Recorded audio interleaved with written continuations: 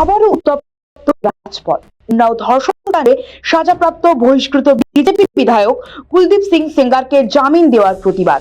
দিল্লি হাইকোর্টের বাইরে বিক্ষোভ দেখান আদালতের নির্দেশের বিরুদ্ধে। তারা হাতে পোস্টার নিয়ে রাস্তায় বসে পড়ে আদালতের জামিনের নির্দেশের বিরুদ্ধে স্লোগান দিতে থাকেন।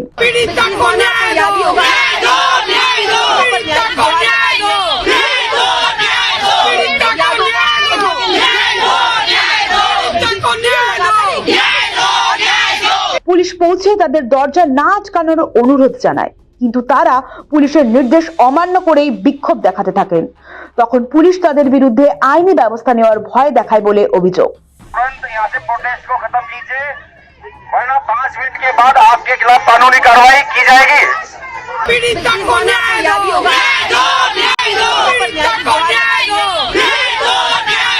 উন্নাও কাণ্ডে আগেই দোষী সাব্যস্ত হয় কুলদীপ। ভারতীয় দণ্ডবিধির 376 এবং পক্সো আইনে দোষী সাব্যস্ত করা হয় কুলদীপকে।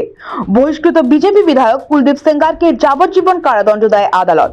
তবে গত 23শে ডিসেম্বরই দিল্লি হাইকোর্টের জামিন পান 2017 সালের উন্নাও ধর্ষণ কাণ্ডে দোষী সাব্যস্ত হওয়া বহিষ্কৃত বিজেপি নেতা কুলদীপ সিং সেঙ্গার।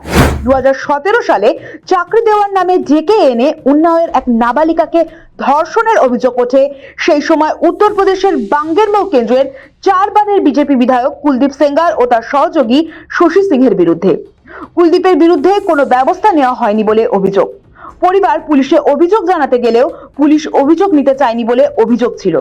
পরে মুখ্যমন্ত্রী যোগী আদিত্যনাথকে চিঠি লেখেন নির্যাতিতা। 2018 সালের 8 এপ্রিল যোগী আদিত্যনাথের বাসভবনের সামনে ধর্নায় বসেন নির্যাতিতা ও তার পরিবার। সেখানেই গায়ে আগুন লাগিয়ে আত্মঘাতী হওয়ার চেষ্টা করেন নির্যাতিতা। তারপরেই নির্যাতিতার বাবাকেই গ্রেফতার করা হয়। পুলিশ হেফাজতেই মৃত্যু হয় নাবালিকার বাবার। আদালত মঙ্গলবার বলেছে, অভিযুক্ত নির্যাতিতার 5 কিলোমিটারের মধ্যে আসতে পারবেন না এবং তাকে দিল্লিতেই থাকতে হবে। অভিযুক্ত নির্যাতিতাকে হুমকি দিতে পারবেন না। প্রাক্তন বিধায়কের পাসপোর্ট বিচারাধীন আদালতে জমা দিতে হবে। প্রতি সোমবার থানায় হাজিরা দিতে হবে এবং কোনো শর্ত লঙ্ঘন করলে জামিন বাতিল করা হবে। নির্যাতিতা ও তার মায়ের সুরক্ষা ও নিরাপত্তা নিশ্চিত করতে হবে বহিষ্কৃত বিজেপি নেতা কুলদীপ সিং সেঙ্গারকে। যদিও প্রভাবশালী প্রাক্তন বিজেপি নেতার জামিনে ভয় ও হতাশা প্রকাশ করে নির্যাতিতা ও তার মা জানিয়েছেন, তারা এই জামিনের নির্দেশে নিরাপত্তাহীনতায় ভুগছেন। সেঙ্গারের গতিবিধি ও সাক্ষ্য প্রমাণ লোপাটের চেষ্টার বিরুদ্ধে হাইকোর্ট বেরি পড়িয়ে রাখলেও সে অন্য কাউকে দিয়ে খুনের চেষ্টা করতে পারে বলে আশঙ্কা রয়েছে।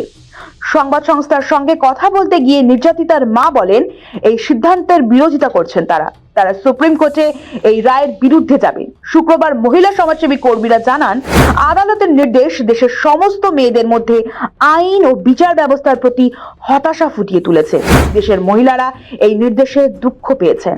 একজন ধর্ষকের সাজা এভাবে বাতিল হয়ে যেতে পারে তা কেউ বিশ্বাস করতে পারছে না।